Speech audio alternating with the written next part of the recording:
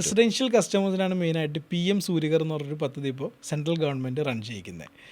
1 kilowatt തൊട്ട് 10 kilowatt വരെയുള്ള കസ്റ്റമേഴ്സിന് 60,000 രൂപ തൊട്ട് 78,000 രൂപ വരെ ഗവൺമെൻറ് സബ്സിഡീസ് അവൈലബിൾ ആണ്. ഏകദേശം 1 CR ഹോം എന്നുള്ളൊരു കൺസെപ്റ്റിൽ അല്ലെങ്കിൽ എയിമിലാണ് നമ്മുടെ PM സൂര്യകർ എന്ന് പറഞ്ഞ സെൻട്രൽ ഗവൺമെൻറ് സ്കീം. എങ്ങനെയാണ് ഈ സബ്സിഡീസ് ഈ കസ്റ്റമേഴ്സിന് അല്ലെങ്കിൽ ഉപഭോക്താക്കൾക്ക് എങ്ങനെയാണ് ഈ സബ്സിഡി തിരിച്ചു കിട്ടുന്നത്? ഇത് അറ്റ് എ ടൈം ആണോ ഈ ഒരു 78,000 കിട്ടുന്നത്, അല്ലെങ്കിൽ എങ്ങനെയാണ് അതിൻ്റെ കാര്യങ്ങളൊന്നും? ഏകദേശം ഒരു പവർ പ്ലാന്റ് ഇൻസ്റ്റാൾ ചെയ്ത് കഴിഞ്ഞതിന് ശേഷം വെറും 1 മാസം തൊട്ട് 2 മാസത്തിനുള്ളിൽ ഒറ്റൊരു എമൗണ്ട് ആയിട്ടാണ് 78,000 റുപ്പീസ് ഗവൺമെൻറ് സബ്സിഡി വരുന്നത്. ഓക്കെ, അറ്റ് എ ടൈം നമുക്കത് തിരിച്ച് കിട്ടുന്നുണ്ടല്ലേ? ഓക്കെ, അപ്പോൾ ഇനീഷ്യലി നമ്മളത് പേ ചെയ്യേണ്ട ആവശ്യമുണ്ടോ? ഇനിഷ്യലി കസ്റ്റമർ ഫുൾ എമൗണ്ട് നമ്മുടെ ഡെവലപ്പേഴ്സിന് അല്ലെങ്കിൽ വെൻഡേഴ്സിന് പേ ചെയ്യണം. ഏകദേശം ഇൻസ്റ്റാളേഷൻ എല്ലാം കഴിഞ്ഞ് നമ്മൾ അതിൻ്റേതുള്ള സബ്സിഡി പ്രോഗ്രാംസും സബ്സിഡി വെരിഫിക്കേഷൻസും സബ്സിഡി ഡാറ്റാസ് എല്ലാം പോർട്ടലിൽ അപ്ലോഡ് ചെയ്തതിന് ശേഷം നമ്മുടെ ചെക്കും അപ്ലോഡ് ചെയ്തതിന് ശേഷം 20 to 30 ഡേയ്സ് അല്ലെങ്കിൽ മാക്സിമം 60 ഡേയ്സിനുള്ളിൽ തന്നെ ഗവൺമെൻറ് സബ്സിഡി ക്ലയൻറ്റ് റിസീവ് ചെയ്യാറുണ്ട്.